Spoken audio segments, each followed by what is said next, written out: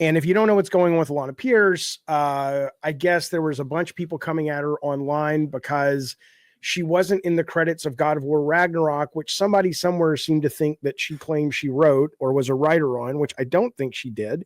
And they're kind of like, well, you're a fucking lie, you know.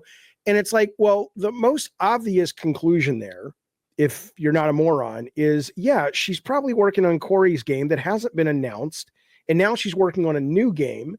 This from the guys who I just followed it today. It's kind of Onion. It's cool. It's a little platforming. She's the narrative director over there, but yeah, and they act like, well, if it was unannounced, then she should. She doesn't owe these people anything. And they act like they expect her to check in when she gets home every night at curfew and go, guys, this is what I was writing. Yeah. It's this unannounced game. That's why I'm not in the credits. Okay. Do you still like me? Am I still acceptable? It's like, what is happening? She's a woman. That Sony Santa Monica has to literally fucking tweet out, oh, she was a writer for us and we really liked her and she's great. Yeah. And they were still like, well, how come she's not in this? Well, how come she's not in that? How come you're not in that? You fucking talentless contributing zero nothing. How come that you Twitter fuck? You're not in that. Because no one's either.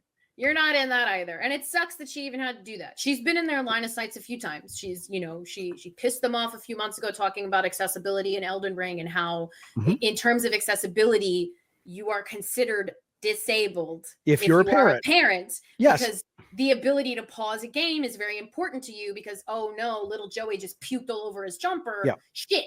But then, that's you right. know, in Elden Ring, Joey it's like, is choking, whatever. Yeah. And, you know, and again, nuance. Why is this hard? Because I know why it's hard, because we're taught not to care about nuance, because if we cared about nuance, the powers that be wouldn't be the powers that be. Well, they get Luigi'd more often, probably. Yeah, because people are now saying, oh, yeah, Alanah says having kids is a disability. Yeah, she said that in the same way that you said white people. What did you say? White people, you can't be racist against white people, which is technically accurate. Just like it is accurate to say what I say, which I get shit for, which is not very clever. It's everybody says it, that is aware of this stuff, which is all white people in America are racist. And that doesn't mean you don't like black people. No. It means that if you're white, you benefit from systemic racism that has built this country.